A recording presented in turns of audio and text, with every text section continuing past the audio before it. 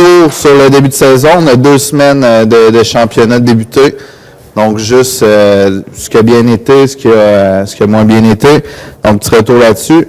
Alex qui va ramener quelques points. Surtout, on a pris beaucoup les courriels que les arbitres nous envoyaient, puis on a essayé de condenser ça avec les questions et les réponses les plus posées.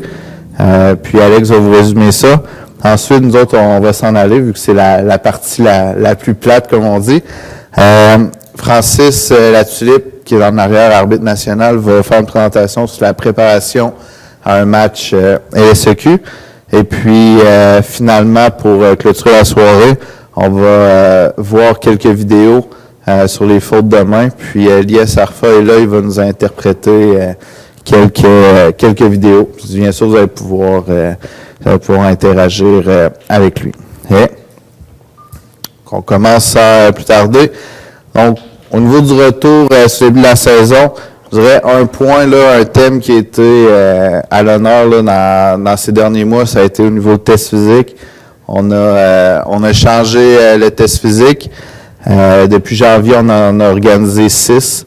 Donc, 4 dans le Grand Montréal, 2 à l'extérieur. Donc, je pense qu'il n'y a jamais eu autant de tests organisés en début de saison. Je vous rappelle, là, cette année, je pense qu'il y en a beaucoup qui l'ont vu. Il y en a qui ont été, on peut dire le mot victime un peu, c'est pour nous autres, ce qui est important, c'est l'arbitre au centre et son test physique. Okay? C'est de quoi qu'il y avait peut-être un petit peu plus de laxisme dans les dernières années. Puis c'est une chose qui est importante, qu'on a donnée comme directive. Le comité d'arbitrage aussi, donc les arbitres qui sont au centre, faut qu'il y ait couru un test physique. C'est sûr, ceux qui ont échoué le test physique, qui sont venus, ils ont une longueur d'avance sur ceux qui ne se sont pas du tout présentés. Donc, je vous rappelle, c'est important. Si vous ne l'avez pas encore couru, okay, on va annoncer quelques dates prochainement, une en mai, une en juin certainement. Je sais que dans plusieurs régions, il y en a qui se font. Donc, soyez à l'affût, puis on trouve ça important. Okay, on est en Ligue élite, il faut montrer un standard, puis la forme physique fait partie d'un des standards d'excellence, je vous le rappelle. Okay. Peut-être une petite statistique comme ça, on a présentement 239 sur 470 qui ont couru le test, ce qui est plus de 50%. L'an dernier, on a terminé l'année, il y avait 60% des gens qui avaient couru le test physique, donc on est certain que cette année, on va dépasser ça. Donc, je vous rappelle l'importance, puis on passe le message, c'est important. Puis ceux qui l'ont couru, qui ont tout fait, je pense que vous le voyez dans l'assignation, là, vous avez beaucoup de matchs au centre. Oui, Sylvain? Donc, Sylvain demande si la question 2 fois, concours de test physique 1 fois, ça, on priorise idéalement 2 fois, mais 1 fois, là, c'est accepté sans problème. Excellent. Oui, Laurent? On parle de plus de 90% de réussite. Oui. Donc, ça, Laurent demandait au niveau du pourcentage de réussite. Donc, c'est environ le 9 arbitres sur 10 là, qui réussissaient le test. Peut-être un point au niveau discipline, liste provinciale. Il y a 4 grands manquements, je vous dirais, qu'il y a depuis le début de la saison. Puis j'aimerais ça que, comme groupe, on fasse attention à ça. Okay? Comme ça, on va pouvoir se concentrer après sur les bonnes choses. Premièrement, absence au match. Okay? Sur les 2 semaines, il y a présentement eu 5 absences, okay? Ce qui est beaucoup trop. Ça veut dire que c'est un arbitre qui vient pas du tout à la partie. Donc, ça, c'est inacceptable. Okay? Donc, assurez-vous, vous avez votre horaire, vous avez vos matchs, consultez-le. Puis, quand on dit absence, c'est un arbitre qui a confirmé son match puis qui n'était pas présent. Donc, assurez-vous de regarder votre horaire, d'être là. 5, c'est 5 de trop. Okay? On veut pas, les équipes font beaucoup de routes, font beaucoup de voyagements. Je prends exemple une équipe de Trois-Rivières qui vient à Montréal, qui fait 1h30, 2 heures, manque un arbitre. C'est un petit peu un manque de respect. On n'offre pas le service adéquat. Okay? Donc, c'est important. Juste petite vigilance de ce côté-là. Deuxièmement, retard au match. Okay? La consigne, c'est 45 minutes avant les matchs. On arrive 45 minutes, par respect pour nos collègues, les autres équipes. Donc, on s'assure, on a plusieurs téléphones. Ce qu'on demande, c'est les équipes, les arbitres de nous aviser quand il y a 30 minutes. S'il y a 30 minutes dans le début du match, il manque un arbitre. Il y a beaucoup trop d'appels de ce côté-là. Donc, il faut aussi faire attention d'arriver à l'heure au match. Troisième point, c'est les refus d'assignation moins de 7 jours avant. Des fois, les 2-3 semaines, il y a de quoi qu'on n'avait pas vu dans le calendrier. Ça arrive. Les moins de 7 jours, la personne à ma gauche, elle n'aime pas trop ça. Donc, ça aussi, il faut faire attention au niveau de sa prise de disponibilité. Et dernier point, échange de match sans l'accord de l'assignateur. Vous ne pouvez pas faire votre match en fin de semaine. Vous écrivez à Alex, vous lui suggérez un remplacement, il l'approuve, c'est parfait. Vous arrivez dans la fin de semaine, vous avez un empêchement majeur, une urgence. Vous trouvez quelqu'un qui vous remplace, vous écrivez à Alex pour lui dire « ça va, ça passe ». Mais si vous écrivez le lundi, en passant, Anthony m'a remplacé en fin de semaine, ça ne marche pas. Donc, si vous avez à vous faire remplacer, faites-le sur semaine, comme ça Alex va pouvoir approuver le remplacement.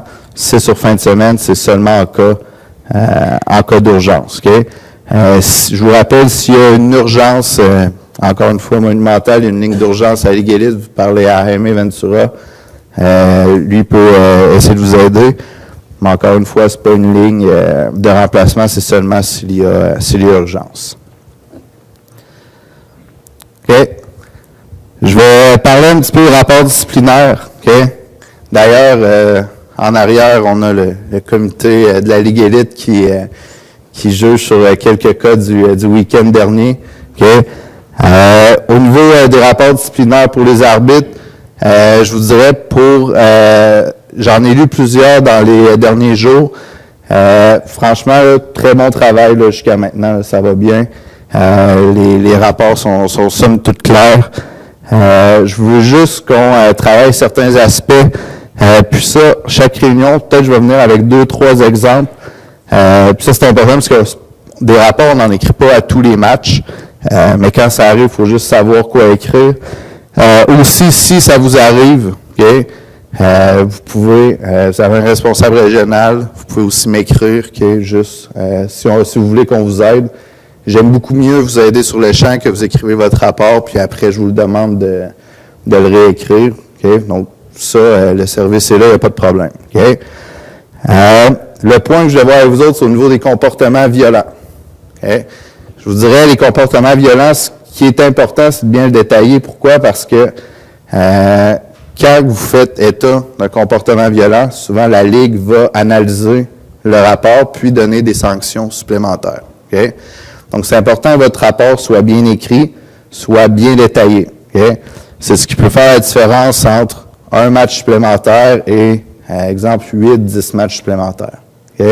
Donc, c'est important pour de bien décrire l'action qui est faite sur le terrain pour que la Ligue puisse apprécier votre rapport puis faire un bon jugement aussi. Puis, je pense que c'est important aussi au niveau de la Ligue pour qu'il y ait une cohérence dans les sanctions. Donc, si on peut dire les arbitres, on écrit bien les rapports, on est cohérent, mais si on a tout ça, mais après, nous autres, on a fait notre travail, puis la Ligue pourra mieux faire le sien par après.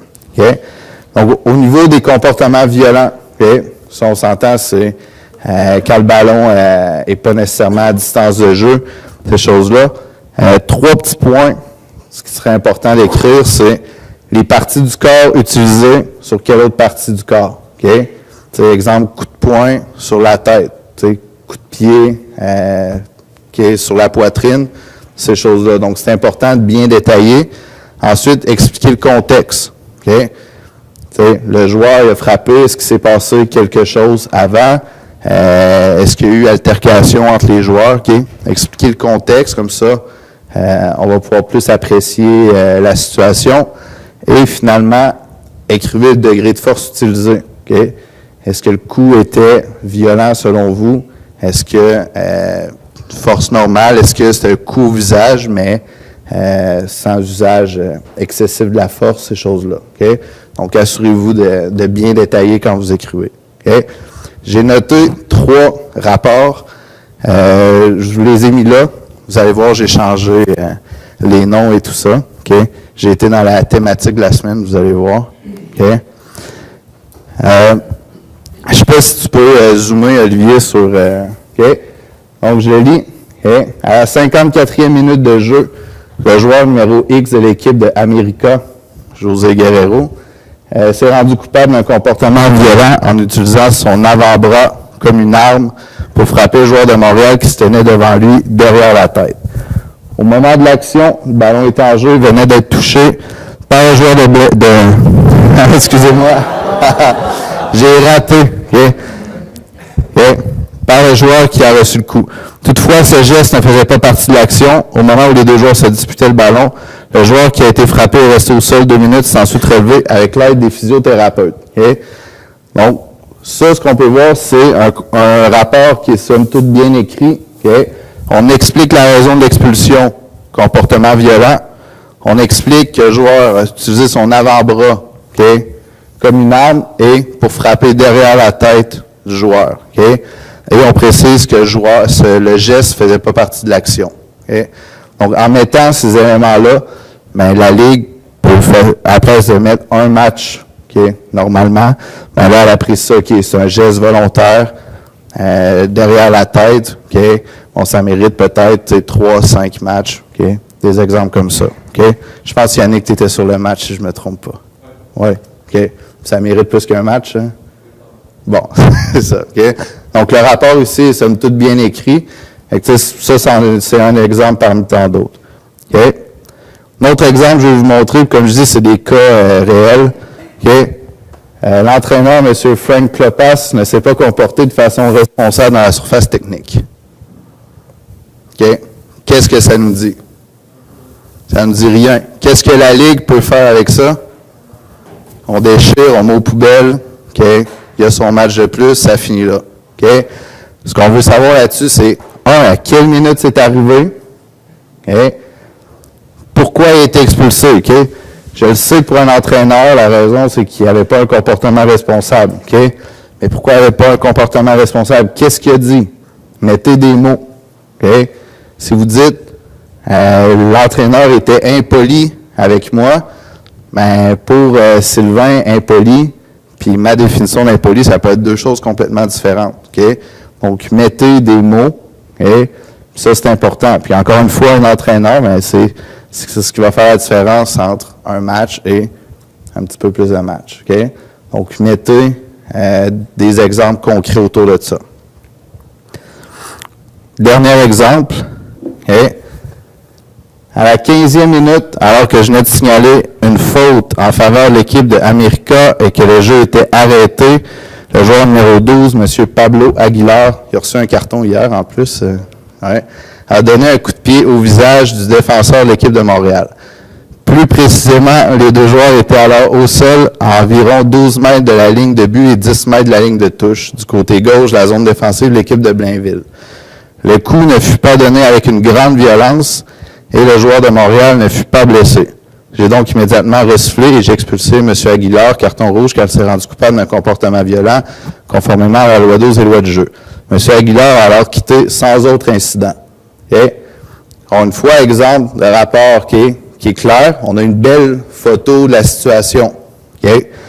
C'est simple, 2 joueurs qui tombent au sol, l'arbitre siffle une faute, un des joueurs au sol donne un coup de pied au visage, sans trop grande force, mais il le fait quand même, donc expulsion. On sait en plus l'endroit sur le terrain, et puis on sait aussi que le joueur a quitté sans autre incident. Donc c'est important de faire une photo de l'événement, puis en plus avec la description des lieux.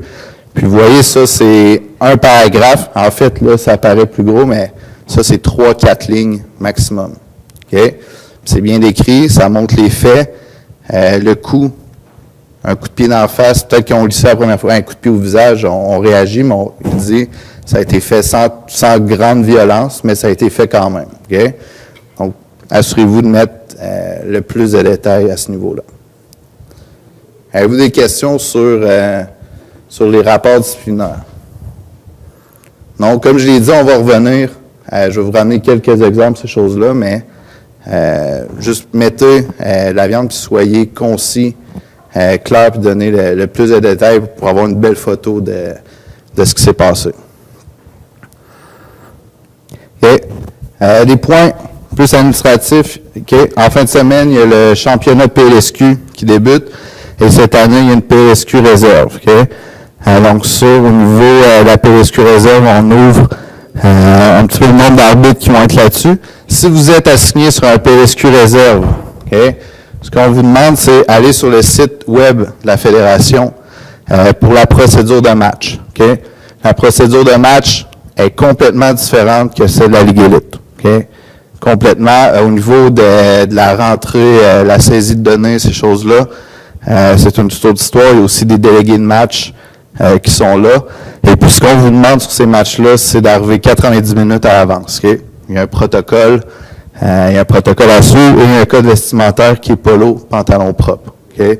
Donc, si ça arrive que vous êtes assigné sur un de ces matchs-là, okay, assurez-vous d'aller chercher la procédure, de bien la lire, et puis de respecter le code vestimentaire. Puis on n'oublie pas, c'est 90 minutes à l'avance. Okay? Comme j'ai dit, ça débute cette fin de semaine. Ça, c'est si à votre heure, vous voyez un match qui commence avec PLSQ. Okay? C'est là que vous allez le voir. Okay? Et puis, même chose, la W League commence à la fin mai. Okay? Cette saison-là est très courte, c'est fin mai jusqu'à début juin. Si vous êtes assigné sur ces matchs-là, c'est une ligue semi-professionnelle féminine. Il y a 2 équipes, une à Laval, une à Québec. Si vous êtes assigné sur un de ces matchs-là, c'est la même chose. On va mettre la procédure sur le site web. Assurez-vous d'aller la chercher. Et deuxième point, 90 minutes avant, avec pantalon pantalon propre polo comme code vestimentaire.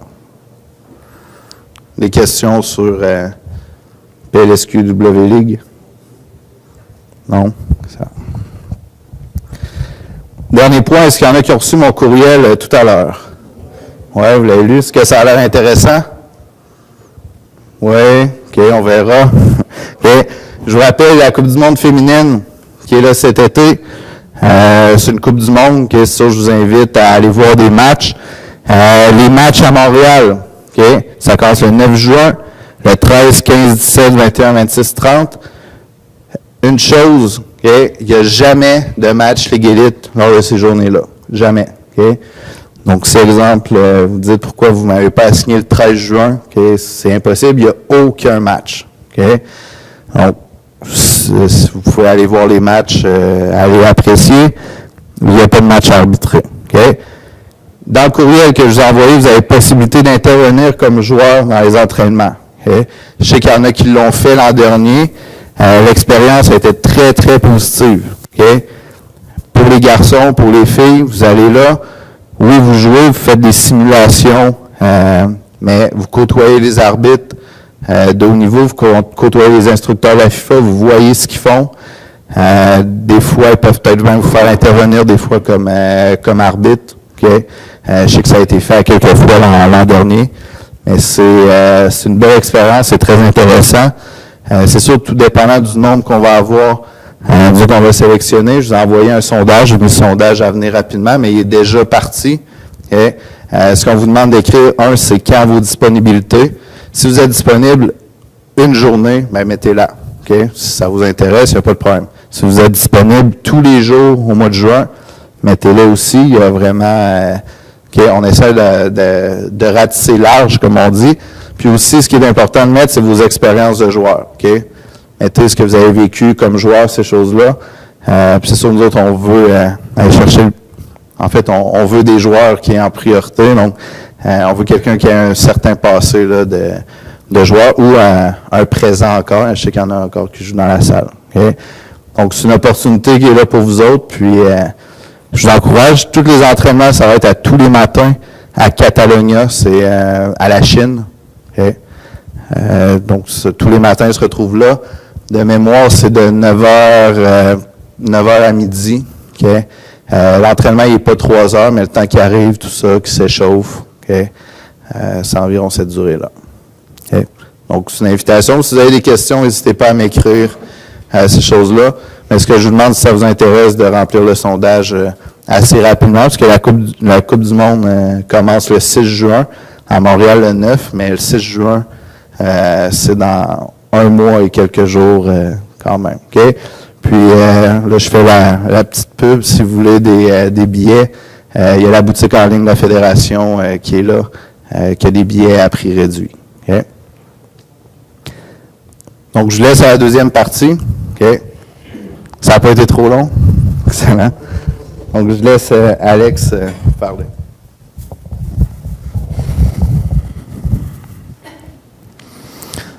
OK. Écoute, ma partie, c'est la partie administrative. On ne se le cache pas. C'est la partie que tout le monde trouve plate puis qui veut qu'il finisse plus tôt. Je vais essayer d'être quand même assez rapide dans ce cas-ci.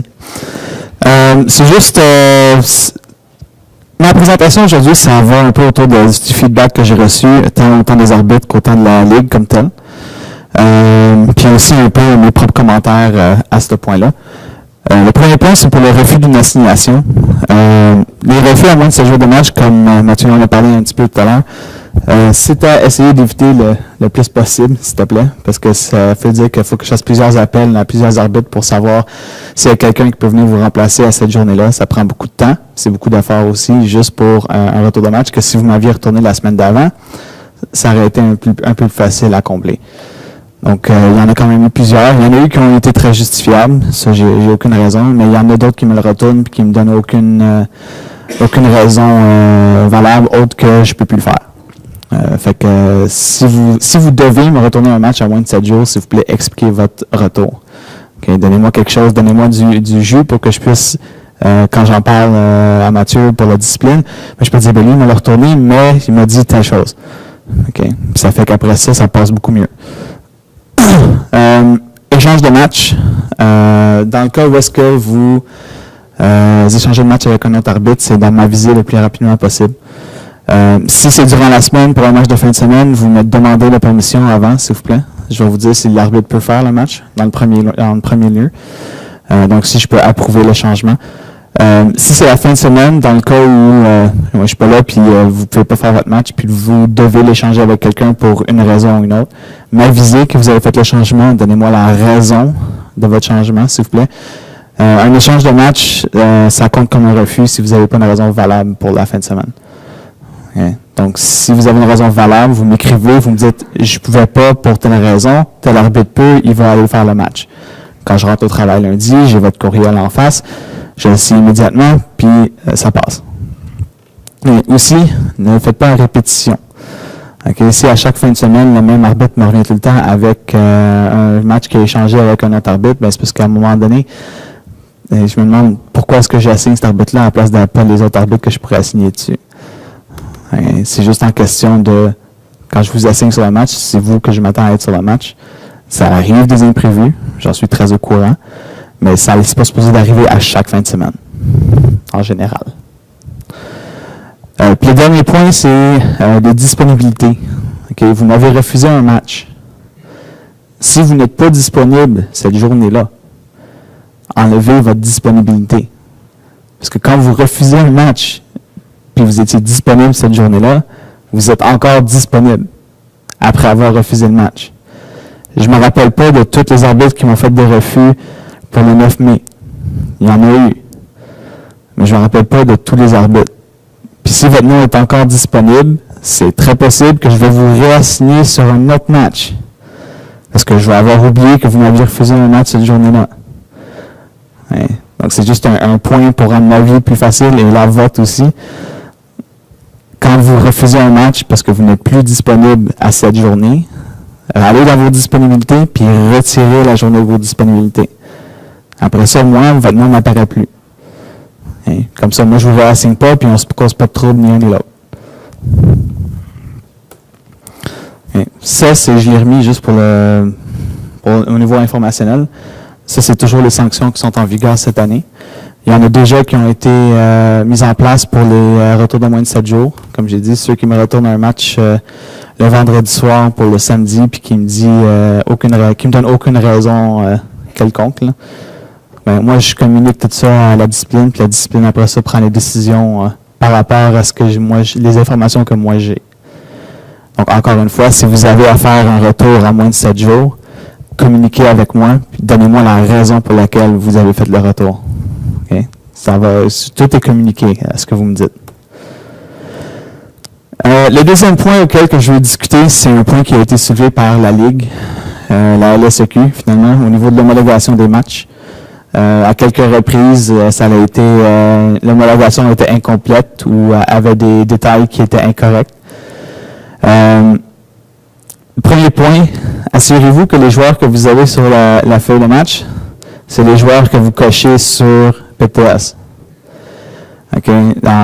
J'ai eu 3 cas dans les 2 dernières semaines. Le premier cas, c'est tous les joueurs qui étaient sur PTS étaient cochés, malgré le fait qu'il y en avait 5 qui n'étaient pas présents au match. Il y en a d'autres qu'il y avait 3 joueurs qui étaient ajoutés sur la feuille de match, puis qu'ils n'étaient pas sur PTS, puis l'arbitre en a fait aucune mention. Puis l'autre, finalement, c'était juste les joueurs qui étaient incorrectement cochés. Là. Mais encore, c'est toute la même chose. C'est que vérifiez sur votre feuille de match les joueurs qui étaient présents, puis cochez-les sur PTS de façon correcte. Parce qu'après ça, les équipes, ils réécrivent à la Ligue pour dire « Ah, mais tel joueur n'était pas là, tel joueur était là, tel joueur n'était pas là, etc., etc. » Juste pour sauver un mal de tête pour tout le monde. Là. Faites juste vérifier, s'il vous plaît.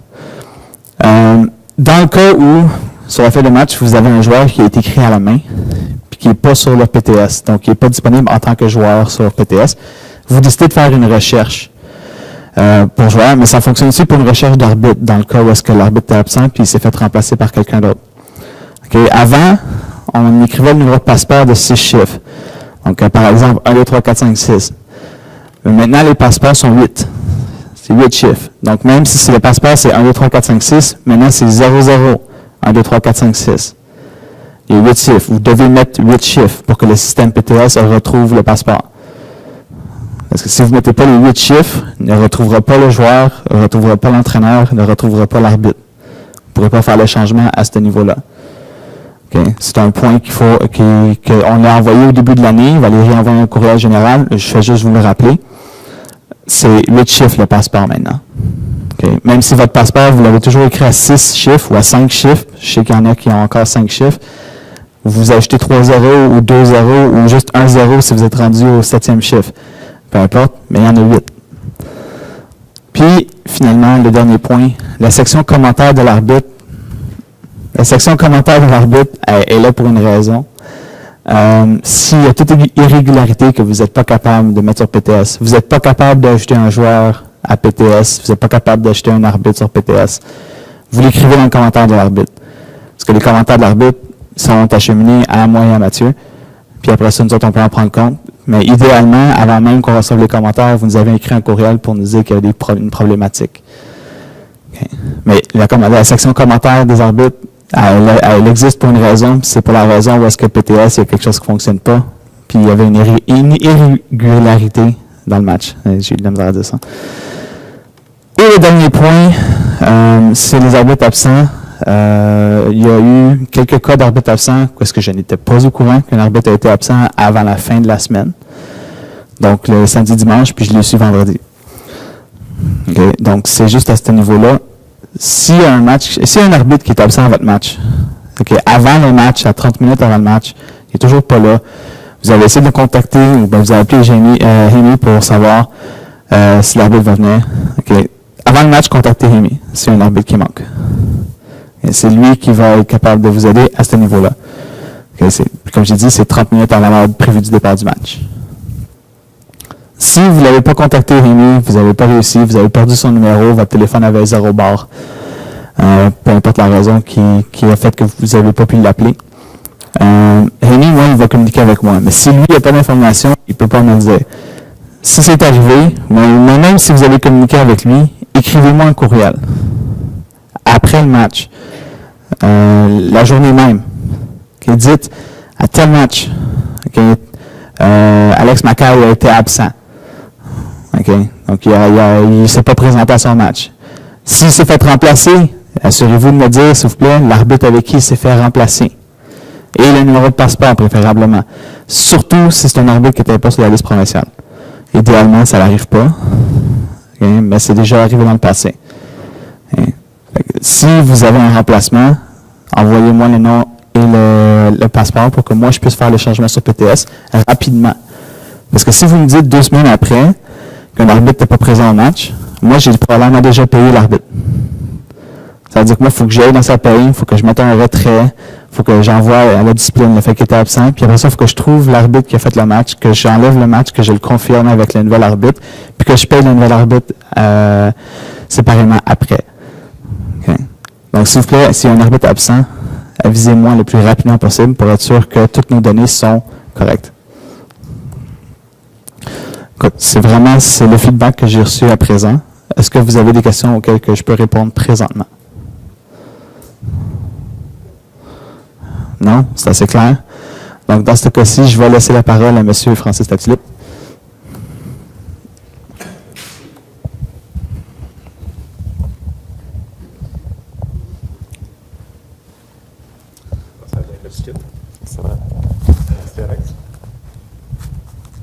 Merci, Alex.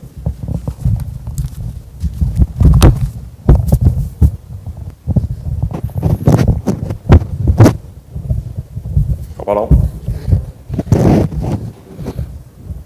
Bonjour. Donc, je vais essayer de vous réveiller un petit peu. On avait l'air un peu sur le mode automatique. Mathieu m'a contacté il y a quelques semaines, préparé d'avance ces réunions-là, pour me demander de vous parler de la préparation de match, ou plutôt de la partie avant un match. Fait que je me suis entendu avec lui pour voir un petit peu les topics, les sujets qui étaient à couvrir. Puis j'ai eu une découverte assez surprenante. Il m'a dit que le standard pour les matchs, c'était 45 minutes avant le match. Là, j'ai votre attention, excellent. J'avais assez surpris un petit peu parce que dans ma perception à moi, 45 minutes avant un match, si on fait tout ce qu'on a à faire, je trouve que c'est serré. Fait que, on va voir, je veux qu'on discute ensemble. Je vais vous présenter un petit peu comment moi je prépare mes matchs, mes routines d'avant-match, comment ça aurait de l'air si je le faisais avec vous. Puis si vous trouvez qu'il y a des choses qui n'ont pas d'allure dans ce que je propose, s'il vous plaît, levez votre main, on est là pour en jaser, on est là pour s'entendre, parce qu'on travaille tous ensemble, ça serait intéressant qu'on travaille tous de la même façon. Donc, si je vous convainc pas que ce que je dis est pertinent, laissez-moi la chance de vous convaincre, puis si même après ça, ça ne marche toujours pas, ben vous partez, vous le faites comme vous voulez, puis vous allez vous réentendre par quelqu'un d'autre un petit peu plus tard. Voilà. Donc, c'est-tu la bonne? Oui. Pas celle-là? Ben non.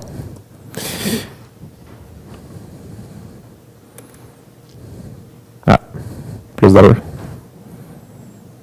Et voilà. Donc, pourquoi est-ce qu'on arbitre? On va commencer avec un petit peu de philosophie. Là. Dis-moi, pourquoi moi j'arbitre? Tout simplement, je vais avoir du plaisir.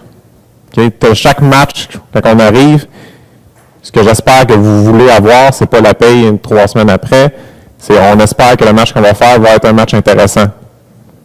Ben, on n'a pas le contrôle totalement sur ce qu'on va avoir comme match, mais on peut mettre les chances à notre bord pour l'obtenir. Fait que, quand on veut un match intéressant, qu'est-ce que ça prend? Ben, faut que les équipes aient le goût de faire un bon match.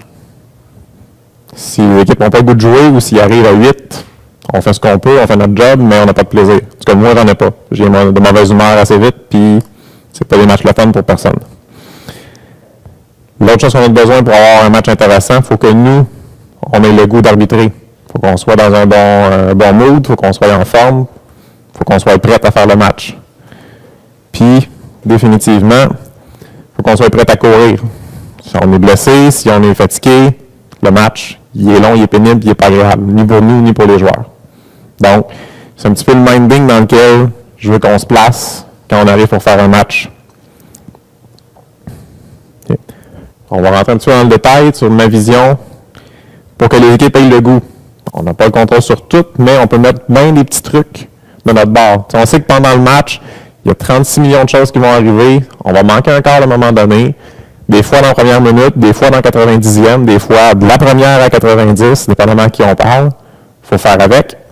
On n'a pas le contrôle sur tout ça, mais comment qu'on peut faire pour influencer les choses, pour que nous, on ait du plaisir, que les joueurs aient du plaisir, que les coachs, les mères, les papas, les spectateurs, les téléspectateurs même, si vous faites des matchs en PLSQ cette année, certains d'entre vous, il faut commencer à réaliser que la caméra est là, comme celle-là là-bas d'ailleurs. C'est plus stressant celle-là quand on a 3, 4, 5 matchs, mais bon, on va faire avec. Donc, on y va là-dessus. Donc, ce que je dis, la meilleure chose que vous pouvez faire pour vous rendre le match agréable, c'est définitivement de pouvoir respecter la préparation des coachs. Okay? On se fait tous quelques sous avec l'arbitrage dans l'année. Les coachs, souvent, sont rémunérés, mais la quantité de travail qu'ils mettent avec leur équipe, comparé à ce que nous, on a à faire là-dessus, je pense qu'ils sortent loin devant nous. Okay? Ils le font de bonne foi, ils le font pour le cœur. Ils ont souvent mis plus de temps à préparer leur match puis leurs entraînements que la durée du match comme tel. Okay? Vous êtes arrivé en Ligue élite, les joueurs coachs qui sont là ne sont pas là par accident. C'est plus juste le père qui a été gérant de l'équipe puis qui là, il est pogné à coacher ça. Vous allez en avoir dans le régional ou provincial, ça n'existera plus. Considérez-le comme un professionnel. Okay? Parce que lui, ce qu'il va vouloir, première affaire qui se pose dans les questions, puis s'il y en a qui étaient ici ou qui ont parlé à Jean-Pierre Seriani quand il a fait sa présentation, c'est la première affaire qu'il y a quand il arrive sur un match, c'est le souci de est-ce que toutes les choses qui ne sont pas reliées au match comme tel en tant que coach, je peux m'en débarrasser le plus tôt possible. On a une belle présentation, c'était dans le cadre de la PLSQ, mais tous les coachs ont la même réalité à plus petite échelle. C'est-à-dire, est-ce que tous mes joueurs vont arriver? Est-ce qu'il y a un papa qui va se perdre avec la minivan où mes 4 meilleurs joueurs sont dedans, puis le goaler, puis les passeports, puis il va arriver en dernière minute? C'est toutes des choses qui arrivent. Les coachs sont habitués de dealer avec ça, mais plus vite que c'est réglé, plus vite qu'ils peuvent passer à autre chose. Puis un des gros facteurs qui va leur taper ses nerfs, c'est de savoir les arbitres vont se présenter. Ça fait une semaine que je prépare mon match, j'ai investi 10 heures de mon temps en pratique, en entraînement et en voyagement. Je me suis déplacé à Québec pour que finalement, je joue avec 2 arbitres pour faire mon match. C'est sûr qu'ils l'ont en arrière de la tête. C'est pas pour rien que la fédération a payé un cellulaire à un gars qui est là pour répondre quand les arbitres ne sont pas là une demi-heure avant le match. Les coachs, à quelque part, l'ont demandé, l'ont exigé, puis c'est parfaitement legit de leur part de le faire. Soyez conscients de ça. Puis si ça va à l'inverse, je pense que c'est tout déjà arrivé, on se déplace, puis hop, il y a une des 2 équipes qui ne se présente pas, les 2 équipes ne se présentent pas, il y a une équipe qui arrive, il y en a juste 5.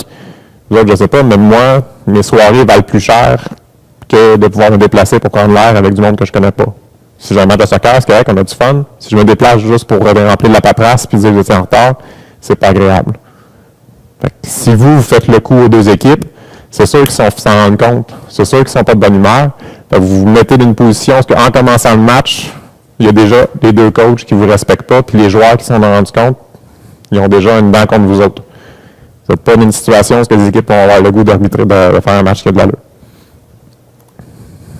Donc, l'autre point que je veux souligner, si vous voulez avoir du fun avec les coachs, quand vous arrivez, vous allez leur parler, leur dire « Bonjour, regarde, je suis arrivé, arrête de t'inquiéter. » Il ne faut pas le dire de même, mais c'est le message qui va passer. On n'y parle pas du cheval blanc de Napoléon juste de même parce qu'on veut attirer l'attention. Il dit « Bonjour, monsieur, je souhaite un bon match. » En passant, quelle est votre routine d'avant-match? À quelle heure vous allez vous réchauffer? C'est sûr qu'on va arriver et on va pouvoir faire la vérification des passeports.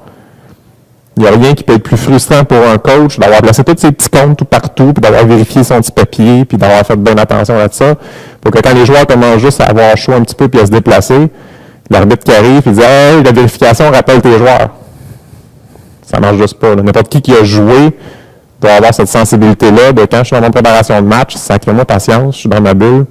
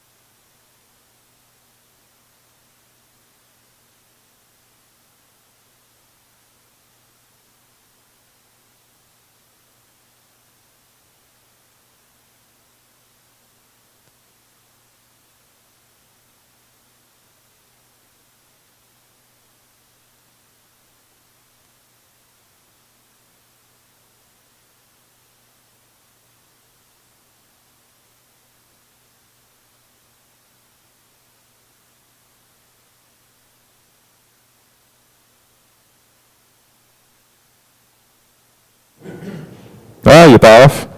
C'est mieux de même? Ah, voilà. Juste pour le fun, c'est depuis quand qu'ils ne m'entendent pas le même? Là? OK, c'est bon. Et voilà. C'est Richard qui t'a appelé ou? OK, c'est bon. Donc, à ce temps que j'ai réveillé tout le monde pour de vrai, je reviens sur mes 2 points, puis j'arrête de vous éclairer avec ça, je passe au prochain après. Je pense que ça a passé. Pardon? Ouais, c'est plus concis au tableau que ce que moi je parle. J'ai un micro, je suis content, je m'amuse. Donc, l'autre ligne, la mentalité qu'il faut avoir, soyez plus professionnel que les équipes. C'est tout ce qu'on demande. Si vous réussissez à faire ressentir cette impression-là des coachs, vous avez un 15 minutes de lousse au début du match, ce qui va vous sacrer patience. Quand il va commencer à se faire marquer un but, il va se rappeler de vous autres, puis là, il va recommencer à mettre de la pression sur le match. Mais c'est tous des petits trucs de même que vous glissez en dessous du tapis, on n'en parle plus. Puis ça fait un trouble de moins à gérer. Donc, deuxième condition pour qu'on ait un match le fun, il faut que nous, en tant qu'arbitre, on ait le goût. Qu'est-ce que je veux dire par là? Ben, il ne faut pas qu'on soit pressé. Tout le monde préparé pour un match, puis être à la course tout le temps, puis regarder l'heure, puis pas savoir si j'aurai le temps de me réchauffer, pas savoir si mon arbitre assistant va arriver à l'heure, ou être obligé de passer mon temps sur le téléphone pour savoir parler à Jamie, pour lui demander « Hey, est-ce qu'il est supposé être là? Ouais, es-tu là? » Fini que 15 minutes avant le match, on vient de finir s'habiller, on vient de finir par régler les équipes. Les coachs s'en sont rendus compte, ils sont en crise après nous autres. Pardon, micro. Ça va faire cher. Fait que le point est, soyez plus professionnels que les équipes. Retenez ce bout-là. Donc, ne pas être pressé, ça revient à soyez à l'heure, s'il vous plaît. Okay? Si vous avez un match juste avant le match que vous étiez supposé faire, ce n'est pas le problème de personne d'autre que vous avec votre gestion d'horaire. Si vous vous engagez à prendre un match, vous êtes là. C'est trop serré parce que vous avez pas de transport à faire entre les deux, vous en refusez un des deux. Si vous faites ces matchs-là juste pour avoir 40$ de plus à la fin de la semaine, vous n'êtes pas à bonne place. Ça va faire quelques temps, puis personne ne va voir avec vous autres, vous aurez plus de fun, vous n'aurez plus le goût d'être là, puis ça va passer. Okay? L'autre consigne pour que l'on puisse avoir un match intéressant, il faut être capable de tomber dans sa bulle, justement. Okay? Puis le concept, c'est pas juste de fermer le micro pour avoir la paix, c'est de pouvoir se laisser du temps qu'individuellement, dans notre routine, on soit capable de se mettre dans le match. Que ce soit d'écouter de la musique pendant 5 minutes, que ce soit de courir pendant 15 minutes, que ce soit de jaser avec les autres, que ce soit n'importe quoi. Tout le monde a son rythme. Respectez-le. Soyez conscient que vous travaillez avec 2 autres personnes qui ont peut-être un rythme différent. T'sais, quand j'arbitre avec des arbitres qui ont une condition physique un peu moins grande, qui sont moins habitués de se réchauffer ou qui ont besoin de plus de réchauffement, il faut qu'en tant qu'arbitre, je leur laisse le temps de le faire. Sinon, c'est sur le match qu'on n'aura plus de fun après. C'est des petits détails de même que je vous lance. Je vous challenge. Et voilà. Ce qui m'amène à mon dernier point. Pour qu'on puisse avoir un match intéressant, il faut qu'on soit capable de courir. Ça se résume pas mal à on doit se réchauffer. Okay? Au niveau où vous êtes, il n'y a aucun coach qui va tous les coachs vont remarquer si vous ne vous réchauffez pas avant un match. Que ce soit parce que vous soyez pressé, que ce soit parce que vous ne soyez pas en forme, ils vont s'en rendre compte. Même si vous, personnellement, dans votre routine, le réchauffement, vous n'avez pas besoin parce que vous êtes particulièrement en forme, plus jeune, ou à l'opposé, vous êtes plus âgé, vous n'êtes pas habitué de faire de réchauffement, vous avez peur de vous blesser en le faisant, c'est une dynamique différente, réchauffez-vous quand même. Ne serait-ce que pour le show, ne serait-ce que pour montrer au coach que vous prenez le match au sérieux, c'est un 10, 15, 20 minutes qui devrait être bien plus payant de le faire là que pendant le match. Encore une fois, chacun son rythme, il faut s'ajuster à nos équipes, à nos coéquipiers. Okay? Ce qui va vous donner un très, très gros impact sur votre crédibilité.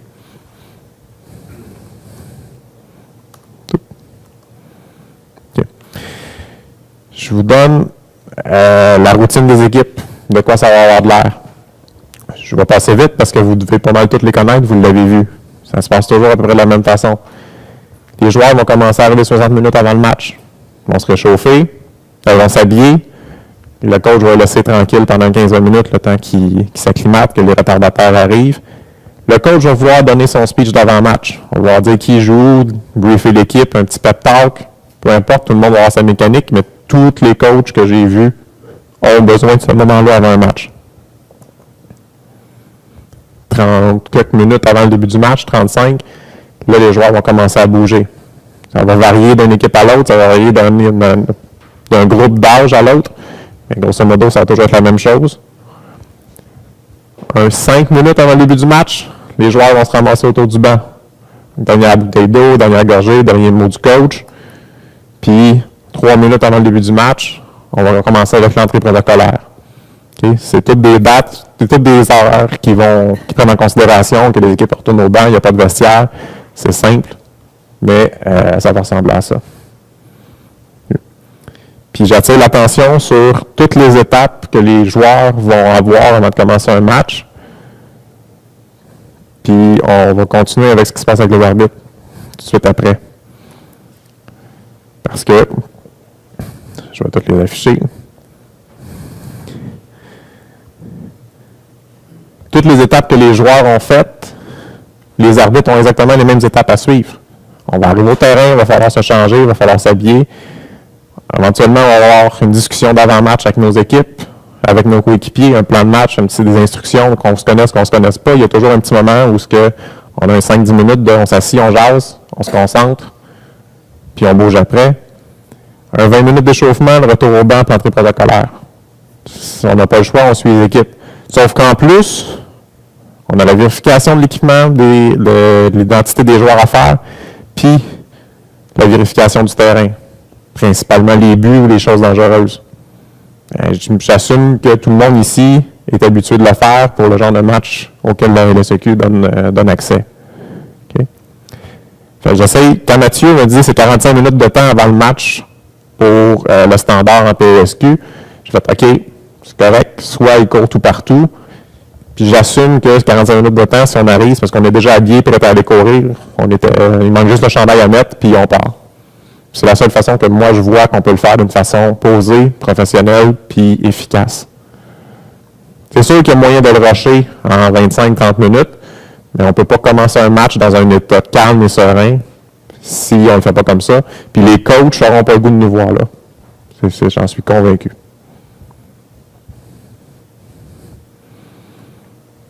Okay.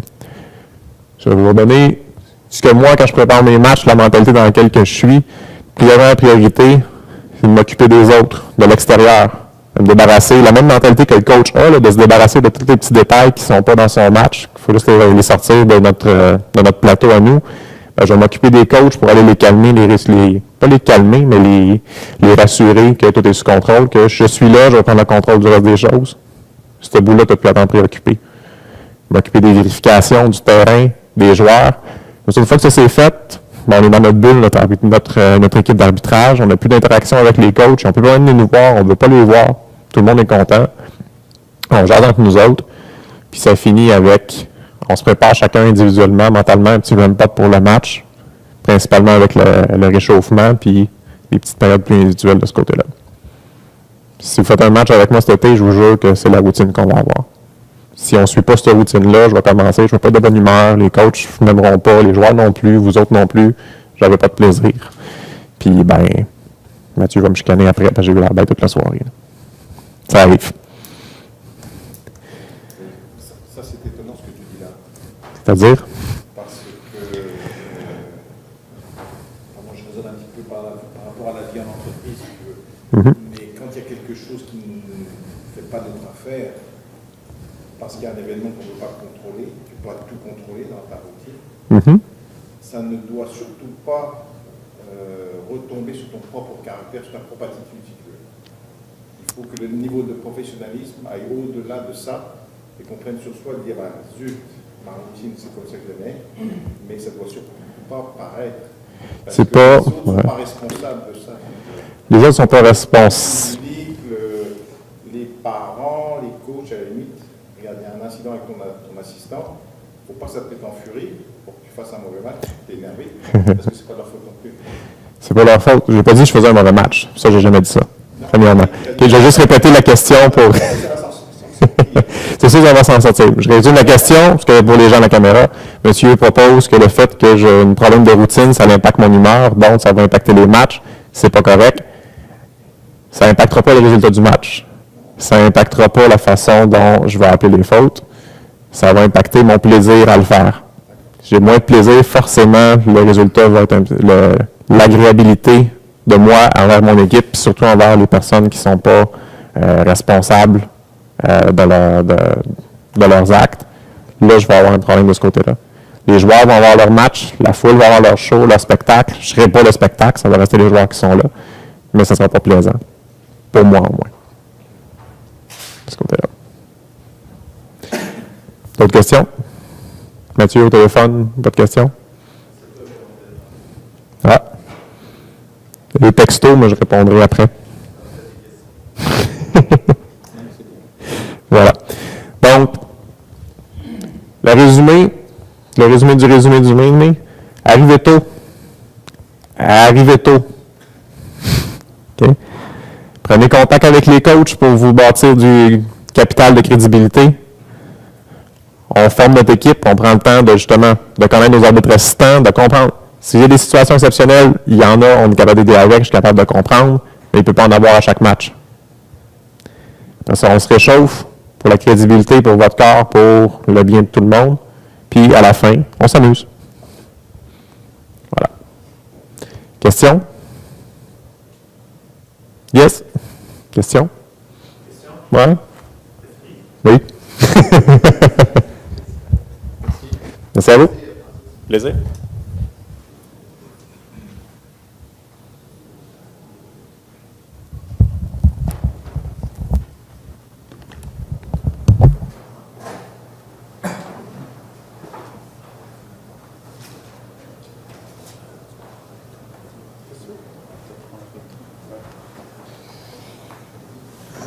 Ça, ses oreilles pour commencer.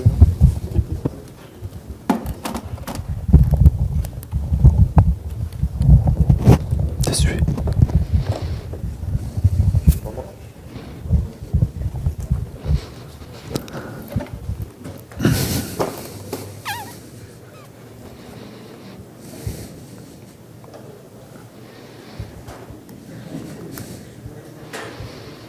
M'assurer qu'il n'a pas mis à off, là.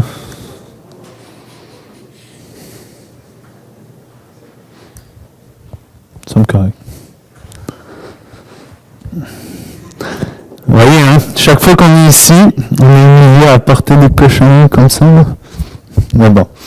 Bon, Mathieu, bonjour à tous. Bonjour à tous ceux qui écoutent à Québec, Outaouais, Mauricie, Saguenay, je pense aussi, il y a des amis là-bas. Donc, bonjour à tous ceux qui écoutent à l'extérieur de la région de Montréal. Mathieu m'a demandé de vous parler de la faute de main. J'imagine parce qu'il y en a eu beaucoup qui ont chialé après la première semaine sur la faute de main au niveau des coachs. Donc, c'est ce qu'on va essayer de faire dès que je me branche.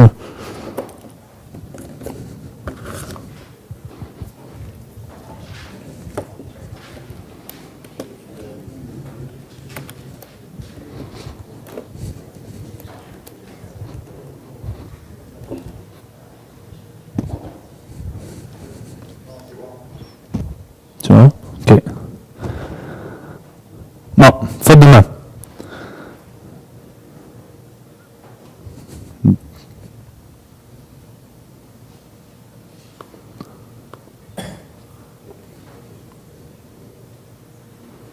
Parfait. Faute de main, c'est pas compliqué. Tout le monde connaît la définition grosso modo. Moi, j'espère que vous la connaissez tous. Bon, il y a une main lorsqu'il y a un contact délibéré entre le ballon et la main ou le bras. Déjà, l'épaule, est-ce que ça fait partie de la main? Non, hein? Ça, je m'attends à ce que vous le sachiez, mais gardez ça en tête lorsque vous prenez votre décision. Ça, c'est le premier truc. Ensuite, quels sont les critères? Hein? Parce qu'on le sait quels sont les critères qui amènent une main délibérée ou pas? Déjà, si c'est le mouvement de la main en direction du ballon, là, est-ce qu'il y a une main ou pas? Si c'est la main qui va chercher le ballon. Oui, là oui. C'est des critères auxquels on est habitué. L'inverse, non. Hein? Si c'est le ballon qui vient frapper la main, c'est pas le cas. La distance entre le ballon et l'adversaire, ça va être un cas aussi. Si je botte le ballon sur Sylvain qui est là, il y a peu de choses qui puissent réagir et sa réaction sera un réflexe. Il ne cherchera pas à toucher le ballon nécessairement. Si je botte le ballon sur Mathieu qui est en arrière, mais c'est complètement différent. Là, il peut réagir, il peut aller chercher la main le ballon de la main, etc. Donc, la distance, c'est important. Mais le facteur le plus important, le critère le plus important selon moi, c'est la position de la main. Même si Sylvain qui est là, en premier rangée, il a ses deux bras levés, qui n'est pas en position naturelle, même s'il n'a pas le temps de réagir, c'est sa responsabilité à lui. À ce moment-là, les autres critères sont un peu évacués. Donc, la position... Merci Sylvain. Je vais choisir un autre cobaye la prochaine fois. Donc, la position de la main, c'est le facteur qui sera le plus déterminant là-dessus. Ensuite, les deux derniers, comme je le dis souvent, c'est des légendes. J'ai jamais encore vu quelqu'un prendre un tibia puis aller toucher le ballon de la main. J'ai jamais vu non plus quelqu'un prendre un ballon ou un tibia puis le lancer sur le ballon puis toucher. Donc c'est différent, c'est légendaire. Si vous le voyez, Mathieu vous donnera mon adresse courriel, prenez-moi ça en photo, envoyez-moi ça puis je vais mettre ça dans mon album souvenir. Bon, un petit rappel au niveau des sanctions. Parce que certes, en général, les mains, normalement, à 90% du temps, ça ne doit pas mener à un carton. Par contre, il y a des situations où est-ce qu'il va y avoir des cartons. Si un joueur empêche un adversaire d'en prendre possession, à ce moment-là, ça doit être sanctionné par un carton, genre un avertissement. Si un joueur tente de marquer avec la main, même chose. Si il s'est trompé de sport, il vient jouer au volleyball, puis il fait un smash dans le but, ça arrive plus souvent que ça en arrière. Donc, soyez alerte là-dessus. Et ça, il faut être alerte. Vous le ratez, c'est une fraction de seconde, hein? Et il va avoir un but et vous serez pris avec.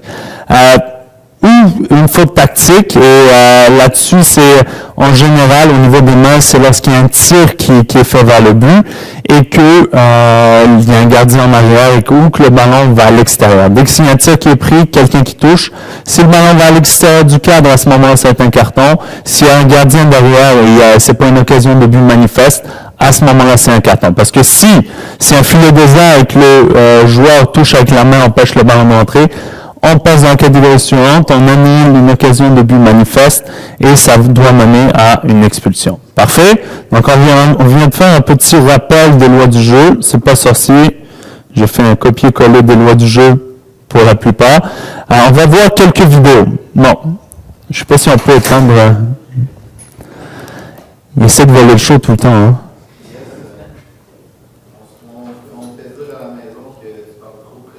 Je parle trop près du micro. Mais il y a juste à s'éloigner de là où on va parler. Ça griche. Hein? Bon. Merci, Sylvain. Si tu as des points pertinents encore, Mathieu, c'est le moment. Bon, on va voir la vidéo, puis je vais vous demander votre opinion là-dessus.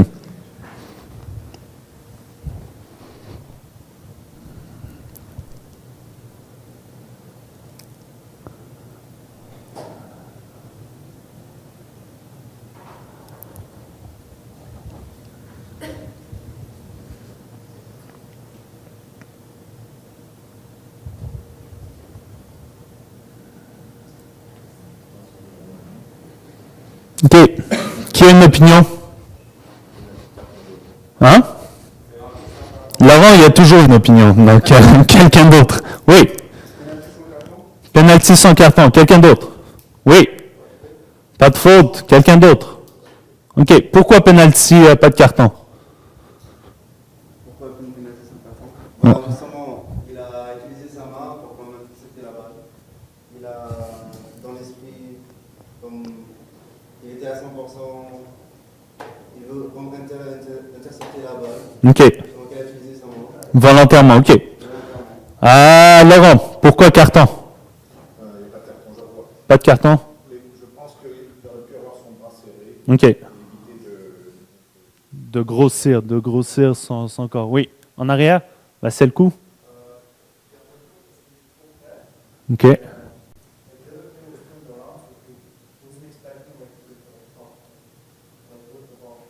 OK. Bon, pour les gens à la maison, on a 3 versions. En fait, 2 versions. 2 versions. On a une version avec un penalty et pas de carton. Et en arrière, on nous dit que c'est pas un penalty parce que il n'a pas eu le temps de réagir. Pour moi, puis pour la FIFA aussi, parce que mon opinion n'est pas très très importante à ce niveau-là, pour eux, cette situation doit être sanctionnée, ne doit pas mener à une sanction. Donc c'est pas un penalty. C'est pas un penalty, le jeu se poursuit. Et leur argumentaire à ce niveau-là, c'est que le joueur n'a pas eu le temps de réagir. Et là, vous l'avez vu, une première fois à vitesse réelle maintenant, mais vous l'avez vu aussi en reprise. Le jeu est ralenti, très ralenti. À vitesse réelle, il y a un joueur, le ballon arrive à l'attaquant, tout ce qu'il fait, c'est le dévier directement sur le défenseur qui arrive. Laurent a parlé de la position naturelle. Le joueur, puis je vais le remettre, le joueur, il est dans sa position naturelle, il se dirige, etc. Il ne grossit pas son corps, il n'y a pas un mouvement, il reste quand même dans un axe assez stable. Et il ne faut pas se le cacher, on ne court pas comme ça là, lorsqu'on joue. Donc, ça serait injuste de pénaliser un joueur comme ça. C'est plus accidentel et c'est non délibéré. Et on ne peut pas blâmer sur le joueur. Le joueur est proche. Si on examine les critères, est-ce qu'il y a une grande distance entre les deux? Non. Est-ce qu'il a mis sa main vers le ballon? Non plus. Donc, sur quels critères on va se baser? Sa position des mains, c'est celle qui est la plus importante pour moi, était naturelle, donc on ne peut pas le blâmer là-dessus non plus. Est-ce que tout le monde est d'accord ou quelqu'un va faire un commentaire? On va le revoir.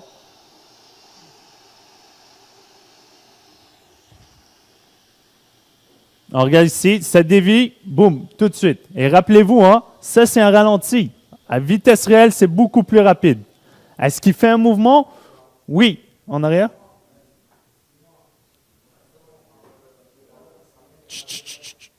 Pardon.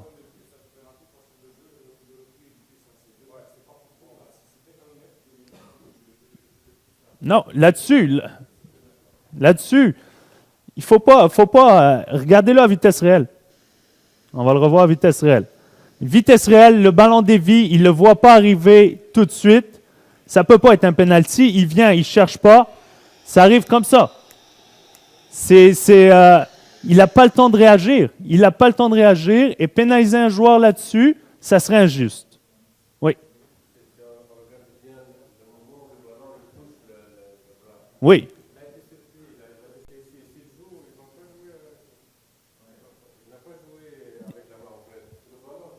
Exactement. Le ballon est venu chercher la main. C'est ce qu'on dit. C'est le critère le plus important. Il n'a pas fait de mouvement. Oui, il s'est contracté peut-être un peu le bras, mais ça, c'est naturel. On est tous humains, puis il ne faut pas pénaliser les joueurs pour être humains, même si des fois, c'est tentant.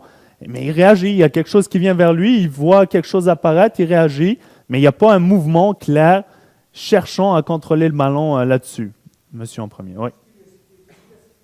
Penalty. Mais la FIFA dit qu'il a tort. Et ce n'est pas mon opinion. Comme je vous l'ai dit, mon opinion. Sylvain d'abord. Ce qui va être important à ce moment-là, c'est que l'arbitre montre clairement qu'il l'a vu. Exactement. On va voir une situation plus tard où est-ce que là, je vais être d'accord avec vous. Et vous verrez la différence. Oui. Moi, il me semble que un défenseur de plus de métier que ça Oui. va avoir tendance justement à ne pas faire la faute de main. On les voit souvent, ils rentrent leurs mains. Mais exactement.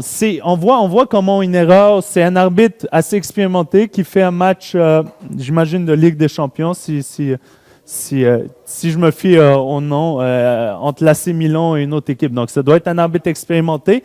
Et on voit comment l'erreur peut arriver rapidement. Et les joueurs ayant plus de métier, ils vont faire ça, pas parce qu'ils pensent que lorsqu'ils arrivent comme ça, ils sont dans la faute, mais justement pour éviter un appel. Et c'est ça la différence.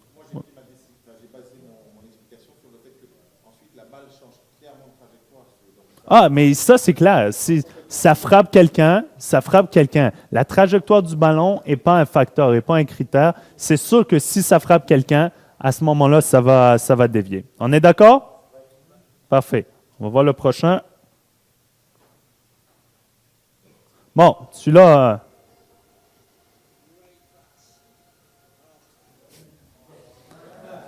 Décision. Qui a... Oui. Coup franc direct, pas de carton. Est-ce que quelqu'un a une autre décision? Oui. Carton jaune. Pourquoi un carton jaune? OK. Ça, il y a 2-3 années, il y avait une ligne dans les lois du jeu qui venait pénaliser ce genre d'aspect. En anglais, c'était blatant, donc évidente, une main évidente. Par contre, ça a été retiré. Maintenant, il y a 3 raisons dans le fond qui mènent au carton jaune. Empêcher un adversaire de prendre possession du ballon.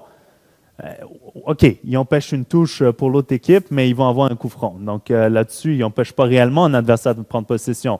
Tactique, c'est pas un tir, on est d'accord, de l'autre équipe. Et finalement, c'est quoi la dernière? Je vous teste là. Marquer avec un but. Il n'a pas essayé de marquer du tout là-dessus. Donc, à ce moment-là, on voit encore ce genre de situation, ce genre de carton en Ligue Élite. Essayez d'éliminer ça. Parce que le problème, vous donnez un carton ici, un carton jaune, un carton stupide ici. 2-3 minutes plus tard, le même joueur fait un tacle ou une faute tactique qui mérite un deuxième jaune. Soit vous êtes obligé de donner un carton rouge et vous aurez à gérer le match avec un carton rouge, ou vous baissez vous augmentez votre degré de tolérance et vous ne donnez pas de sanction alors que vous auriez dû. Et là, vous aurez à gérer ça aussi. Donc, c'est assez problématique. Donc, on évite ce genre de carton, ça pénalise personne. Oui, en arrière. À ce moment-là, si le joueur fait 2 fois les mêmes fautes, etc., 2-3 fois, etc., on peut utiliser l'autre article qui dit qu'on peut sanctionner un joueur pour avoir enfreint avec persistance les lois du jeu. C'est bon? Et 2 fois, c'est suffisant si c'est des fautes identiques. Oui? Oui. Si c'est un autre joueur qui fait exactement la même chose juste après, il faut traiter tout le monde de façon équivalente et il n'y a rien dans les lois qui nous permet de le sanctionner. C'est bon? Prochain. Chut.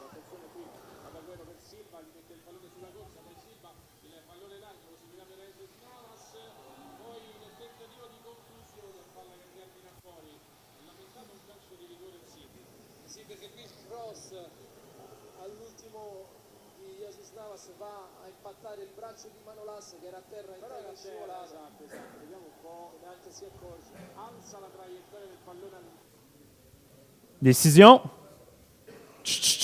Décision. Qui a une opinion? C'est quoi ton opinion? Tu parlais. Carton jaune. Puis penalty, carton jaune, donc. Quelqu'un d'autre? Oui? Pas de faute. OK. Pourquoi pas de faute? OK. Il est en position naturelle. Parfait. Toi, pourquoi penalty? Pourquoi il y a une faute? Qu'est-ce que tu...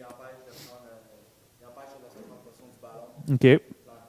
Non, ça c'est... OK. Mais... Oui, pour la faute. Quel critère tu as retenu par rapport à ce listé? Il n'y avait pas de protège tibia dans les mains, je te rassure. Position pas naturelle. Oui. Oui.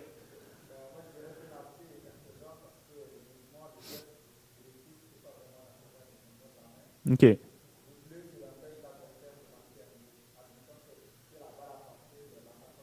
Donc, grosso modo, tu répètes ce qu'il dit, là. Oui, en arrière. T'as levé, Karim? Distance? Pour juger, oui. La distance aussi. Oui.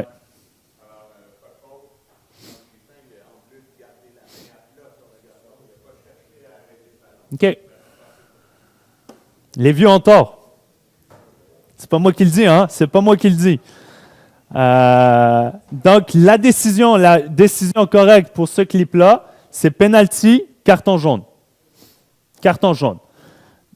Je vais faire une parenthèse. Tout à l'heure, Laurent disait qu'un joueur, il fallait qu'il soit comme ça pour qu'il soit en position naturelle. Et maintenant, il peut être comme ça. Hein? Donc...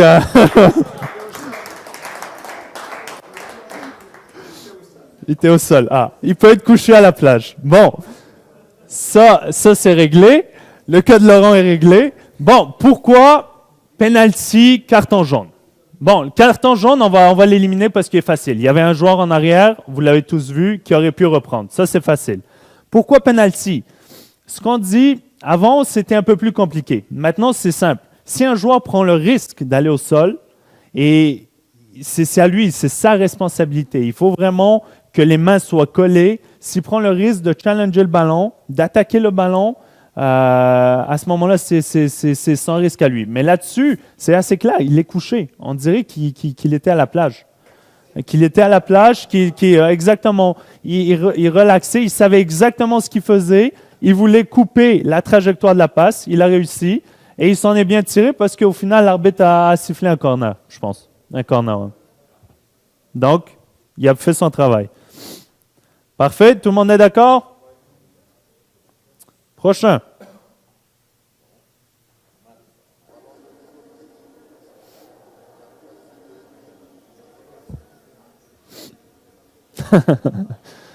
On voit des connaisseurs de la CAF ici, hein?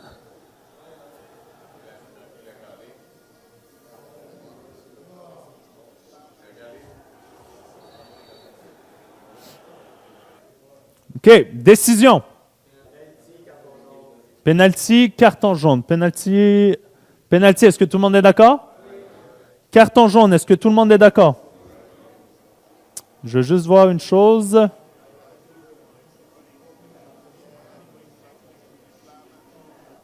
OK. Penalty, pourquoi penalty? On va commencer par ça. Hein? La distance, ouais. Il y a le temps de réagir, hein? On est tous d'accord là-dessus. Et il décide de réagir avec la main. Donc, c'est ce qui nous mène au penalty, à la faute de main dans le fond, et au penalty. Pourquoi carton jaune? Qui peut me dire carton jaune?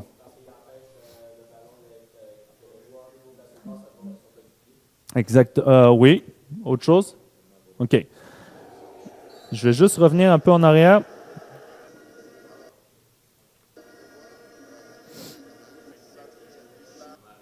Bon, la décision, ça ne sera pas un carton jaune.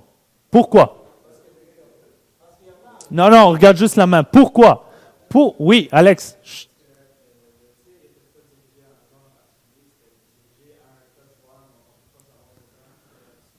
Ça m'énerve, hein? Quand les personnes vont à travers mes notes, puis ils récitent mes notes carrément, hein? Ça m'énerve. Exactement. Pour avoir un carton, il faut que ça soit dirigé à un joueur. Les centres bloqués qui mènent à des situations comme ça ne peut pas mener à un carton jaune. Ça va être seulement un coup franc, penalty, etc. Par contre, s'il y avait juste un joueur et c'est lui qui était ciblé, à ce moment-là, ça va mener à un carton jaune. Donc, il empêche réellement un adversaire. Ici, c'est pas clair. C'est un centre. Le joueur va à la pêche. Oui, il y a deux joueurs là-bas, mais il va à la pêche. Il ne sait pas réellement qui va l'avoir. Ce n'est pas une passe ciblée. C'est bon? Rappelez-vous, passe ciblée, carton jaune. Aller à la pêche, pas de carton. Exactement. Oui. Tu reprendrais l'avantage? C'est moins compliqué, mais je pense qu'il y a une équipe qui ne va pas l'aimer. Hein? Bon. Ici, on voit qui a appelé la faute. L'assistant. Hein? Ça montre l'importance de l'assistant parce que ici, l'arbitre, avec sa position, oui, il est bien placé, c'est quand même assez, il n'y a pas beaucoup de joueurs. Par contre, c'est difficile de voir une main à cette distance et d'être sûr à 100% que c'est la main qui a touché. Par contre, l'assistant est là pour juger. Est-ce qu'il a bien réagi? Bon signal, il bouge le drapeau, donne la direction et va prendre sa position. Donc, faites tout ça dans vos ligues. Et rappelez-vous, hein, il y a des bons trucs qui viennent de la CAF, là. Bon, celui-là ici. Une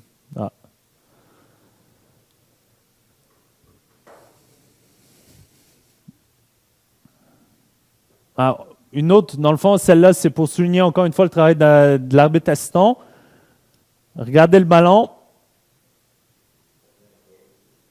Le gardien est sorti. Il s'est fait déjouer par la passe, ou je ne sais pas trop, le dégagement, et touche le ballon de la main.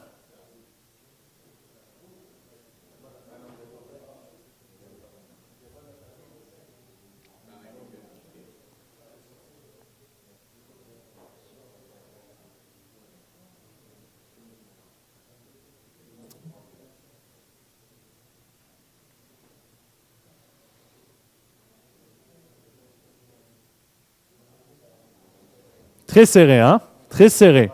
Très serré, puis si on l'arrête au bon moment, on voit que le ballon est à l'extérieur. Donc, c'est une bonne décision.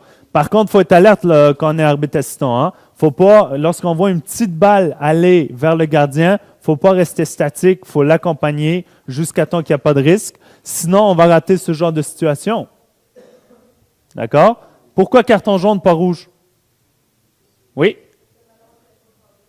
Exactement, exactement. C'était un tir. On peut l'interpréter comme un tir, là. Mais le ballon n'était pas cadré, il s'en allait à l'extérieur, donc ce n'est pas une occasion de but manifeste. C'est bon? Parfait? Oui?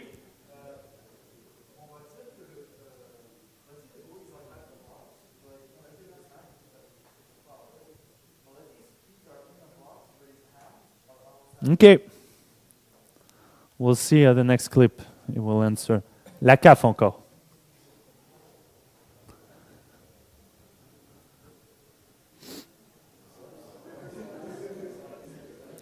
Ça arrive souvent, les guélites, hein?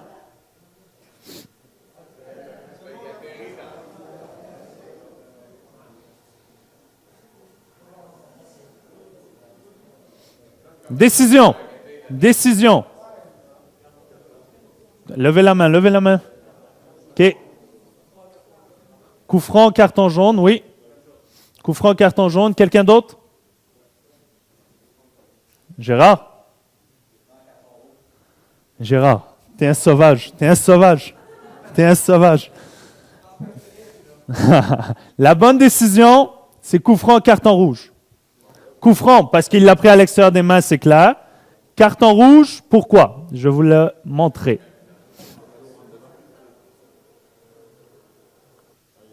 Regardez ici, hein? Deux joueurs jaunes.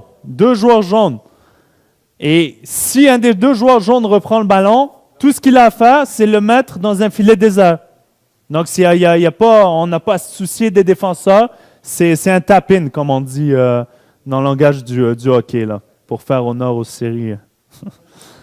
Donc, c'est clair. Donc, coup franc, carton rouge. C'est bon? OK. Celle-là est particulière. Oups. Désolé, j'ai appuyé.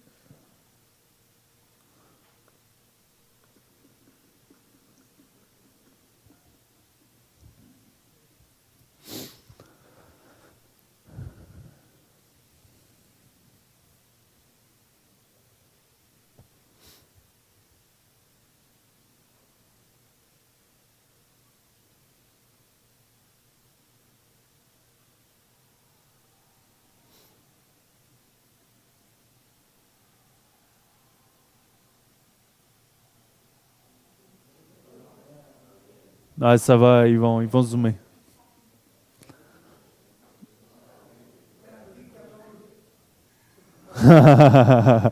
C'est Gérard, ça?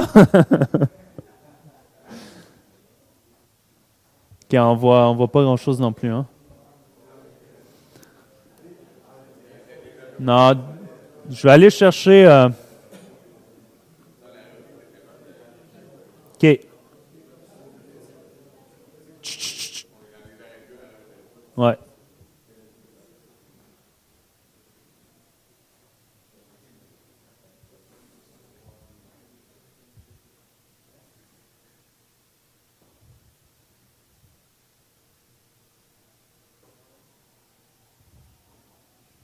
Oh, 2 secondes. Moi, ça joue ici, donc 2 secondes.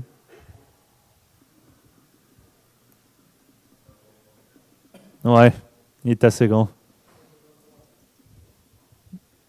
2 secondes, je vais te débrancher.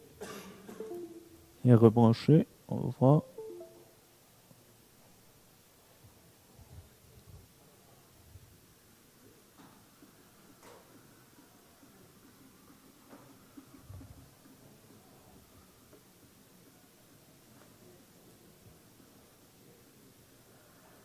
OK, parfait.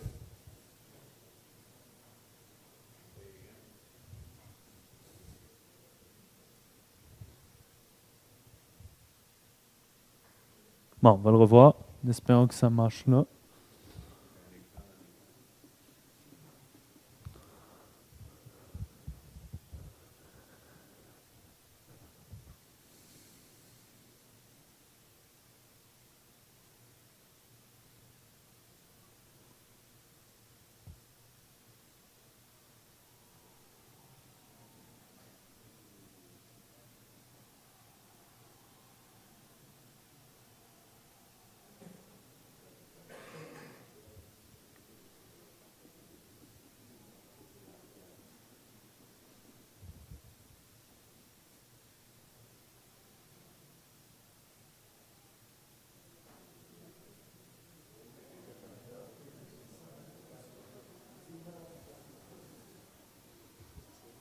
OK. On a fini par avoir la bonne... Votre opinion? Penalty, carton jaune. Pourquoi?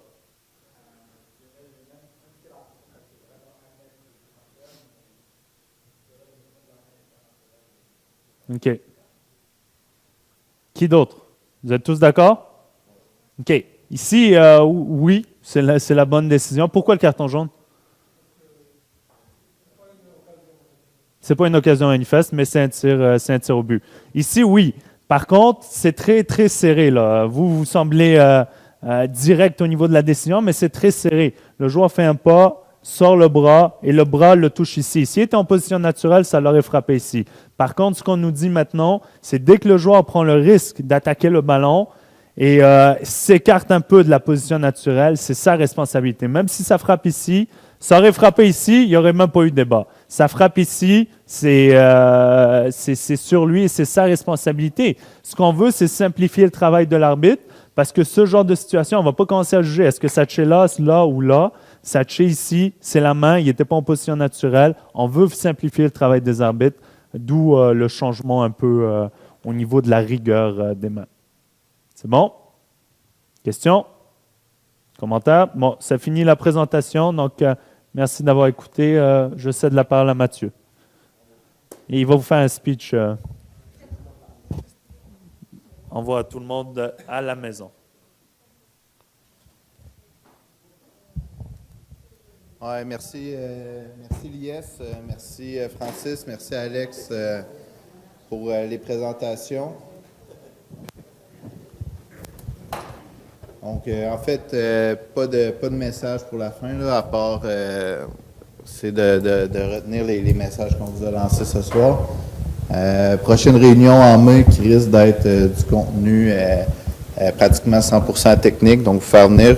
Est-ce que vous avez aimé ça, les séances avec les vidéos comme ça? OK, c'est ça. Donc, on va essayer de ramener ça plus régulièrement. Ça, on va prendre les commentaires sur à la maison s'ils voyaient bien, mais Olivier a fait une belle job de zoom, je le sais, là, donc je suis sûr qu'on voyait assez bien, mais je vais quand même prendre les commentaires pour eux autres. Je souhaite, comme Francis l'a dit, amusez-vous sur le terrain, rigueur, puis il faut être plus professionnel que les équipes. Okay? C'est vraiment la consigne qu'on vous donne. Donc, bonne continuité de saison. N'oubliez pas, demain, c'est le 1er mai. Donc, ça veut dire qu'il faut rentrer vos disponibilités. Parce qu'Alex, demain, il passe toute la fin de semaine au bureau. Il aime ça. Il va faire toute l'assignation du juin. Okay? Ouais, hein? Donc, je vous souhaite une bonne fin de soirée, puis amusez-vous sur les terrains.